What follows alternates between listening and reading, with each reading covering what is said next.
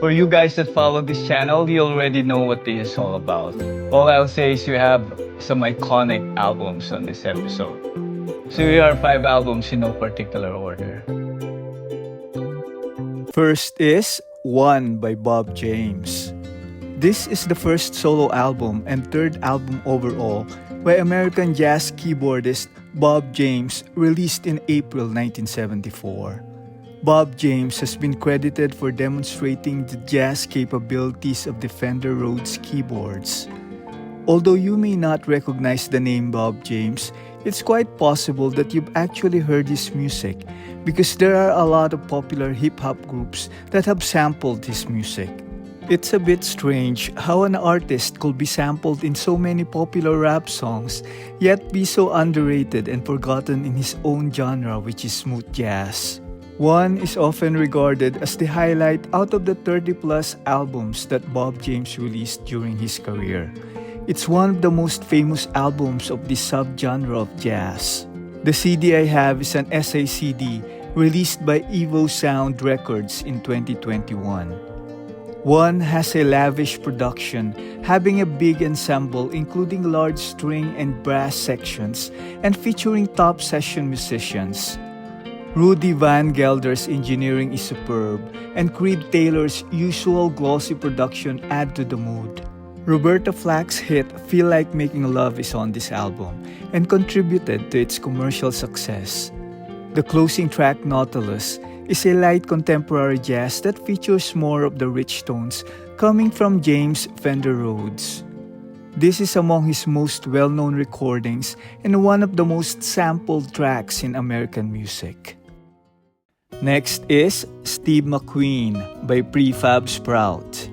This is the second studio album by English rock band Prefab Sprout, released in June 1985. It was released in the US as Two Wheels Good to avoid legal conflict with the estate of American actor Steve McQueen. Frontman Paddy McAllen, with his witty and inventive songwriting, is regarded as one of the great songwriters of his time, and the band have been credited with producing some of the most beloved pop music of the 1980s and 1990s. This album has received lasting critical acclaim, widely credited as an indie pop benchmark, and ranked by many British publications among the greatest albums of all time. Major label Columbia hooked up the band with Thomas Dolby, a synth-pop solo artist who was then branching out into production, and Dolby effectively became the fifth member of the group, augmenting their sound with smooth digital keyboard washes. McAllen's intricate jazz-inflected chord structures is combined with pristine digital sampling, lush analog synthesizers, and pristine acoustic pop arrangements. The CD I have is the original release from 1985. The album consists of mostly nostalgic love songs with a dose of metaphors and sarcasm, but Thomas Dolby's lush production make it sound earnest and dreamy.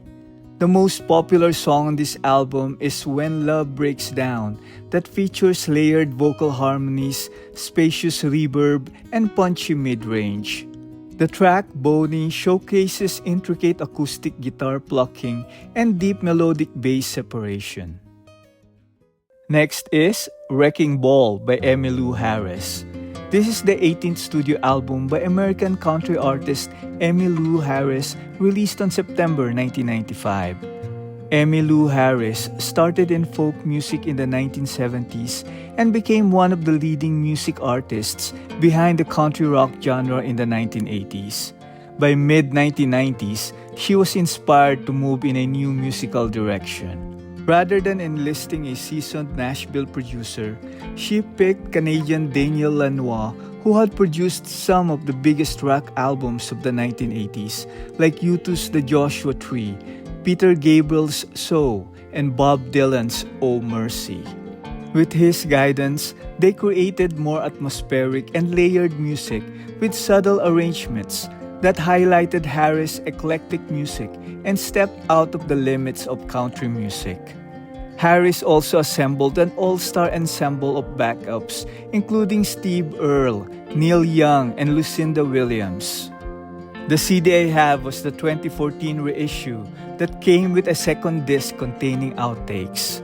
Harrison Lanois chose tracks by various members of her new backing group, as well as cuts by Gillian Welch, Julie Miller, and Jimi Hendrix. The opening track, Where Will I Be, is surprisingly not dominated by Emmylou's vocals, but instead the guitar work will make you think of a U2 track.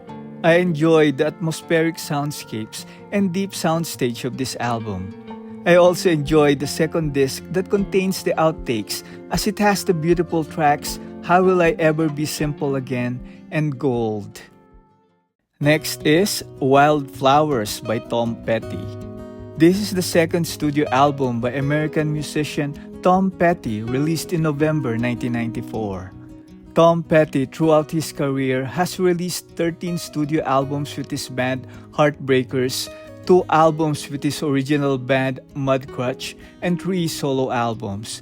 But I think critics and a lot of fans will say that Wildflowers is their favorite and is the greatest Tom Petty solo album. Wildflowers was approached by Petty, Mike Campbell, and co-producer Rick Rubin as a solo record to allow them the creative freedom to do anything they wanted. Wildflowers is Petty's most stripped-down and most elaborate effort, featuring orchestral backing on certain tracks and horn sections on others. Rubin is credited for quality control and making all these parts sound great altogether. Campbell was credited for being able to play anything with strings, including acoustic, electric, and slide guitars, as well as a sitar. And Petty, of course, for delivering songs that range from booming garage rock to nostalgic folk rock to catchy sing-alongs. The CD I have is the original album released in 1994. There are gorgeous orchestral swells conducted by Michael Kamen on the title track, but it still feels like an acoustic Tom Petty song. There's a dramatic string-accompanied outro on the track, It's Good to Be King. The warm synths laid over the track, Time to Move On, make Tom sound more melancholic than ever. My favorite is You Don't Know How It Feels. But even with all that, the mix was able to keep intact what we all love about Tom Petty, those crystal clear harmonies. Petty originally planned this to be double album. There is an expanded re-release in 2020 dubbed Wildflowers and All the Rest, and I have the vinyl issue of that set. This version includes the original album plus 10 songs left off the original release. This second set is not as radio-friendly as the original Wildflowers, but is still an amazing set of great sounding songs. And last but not the least is Crosby, Stills and Nash self-titled album. This is the debut studio album by the folk rock supergroup Crosby, Stills and Nash, released in May 1969. This trio of vocalists/guitarists came from successful 1960s pop rock acts. David Crosby was from The Byrds, and Stephen Stills played in Buffalo Springfield, and Graham Nash was from the British pop group The Hollies. This album was their only release prior to adding Neil Young to their lineup. Crosby, Stills, and Nash combined the musicians' voices and each other's strengths. David Crosby's social commentary and atmospheric mood pieces. Stephen Stills' diverse musical skills and talent in turning folk and country tunes into complex rock arrangements, and Graham Nash' radio-friendly pop melodies. Many credit this album for helping give rise to the prolific soft rock groups of the 1970s, which dominate the pop charts through that decade. The CD I have is an SACD mastered by Sean R. Britton at Mobile Fidelity Sound Lab, released in 2022. The beautiful opener, Suit Judy Blue Eyes, is an early example of progressive music built on acoustic rhythms and harmonies throughout its 4 distinct sections.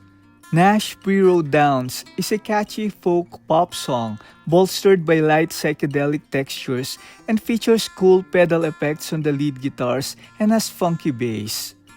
Marrakesh Express is a pleasant pop song by Nash featuring Steele's guitar riff that sounds like sitar floating over the song. Together, Crosby, Stills, and Nash put an original twist on folk, country, blues, and rock music. Their masterfully blended three-part harmony on deep soundstage sounds great on a good hi-fi system. And that's my 5 CDs that I will recommend on this part 8 of season 2 of my video series about best hi-fi albums for audiophiles. I hope you enjoy my selection and discover something new. Please let me know your thoughts about these albums and continue letting me know your favorite and recommended hi-fi albums as well. Happy listening!